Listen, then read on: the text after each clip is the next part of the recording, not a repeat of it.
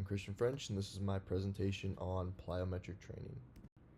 So what are plyometrics? Defined by McGill and Montel in 2019, plyometric training is quick, powerful movements involving an eccentric contraction followed immediately by an explosive concentric contraction.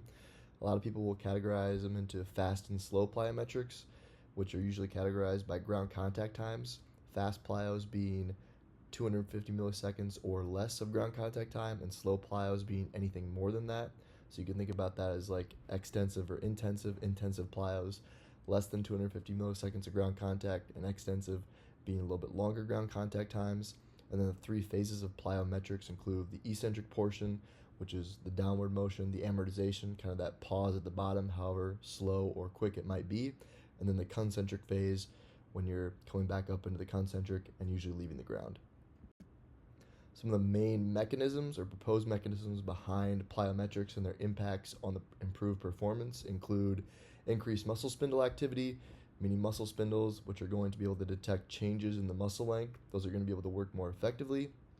Desensitizing the GTO, Golgi tendon organ, and those usually help protect from injury by sensing muscle tension.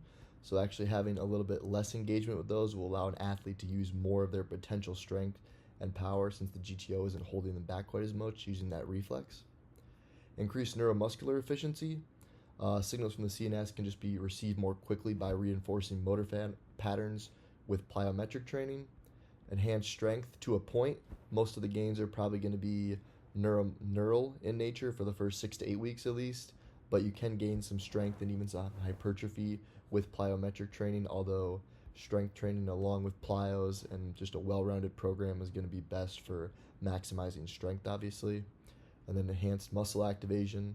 Obviously going through a full range of motion is going to activate more muscles, and doing it in plyometrics, you can do them in short ranges, deep ranges of motion, at slower speeds, faster speeds. It's going to activate a lot of muscles.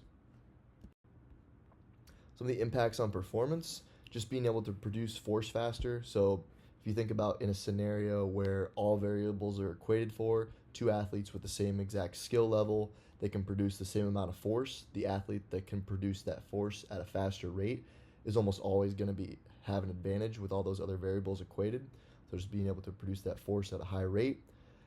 Being able to recruit and train those high threshold motor units with intensive plyometrics, think that short ground contact time, just allows you to train them with, you can't really get that with other types of training. So like strength training, you might recruit some of those high threshold motor units with higher intensities, but you're not really going to get anything better than that, especially with plyos.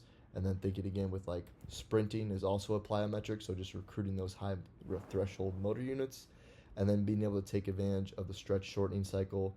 You're able to produce more force by focusing on the elastic properties of the muscle. Here's a picture on the right of a triple jumper. Really good example of just high intensity plyometric, short ground contact time, being able to produce force at a super high rate, and more importantly, a fast rate. Some of the research and importance within training.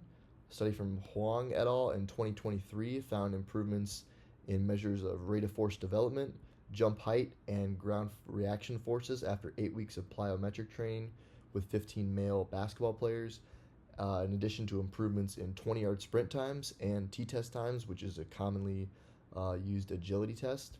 So what that means, rate of force development, just how fast can you produce that force. Ground reaction time is usually the force exerted by the ground into a body and vice versa. So being able to put more force into the ground will help you result in better potential outputs.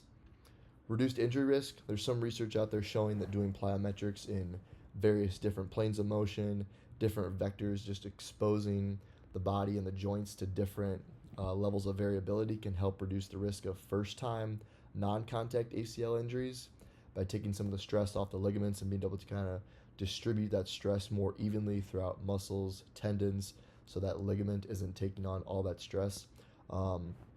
As far as for contact ACL injuries, a little bit tougher because you can't really prevent those. If someone runs into your knee from the side, no amount of training is probably going to prevent that.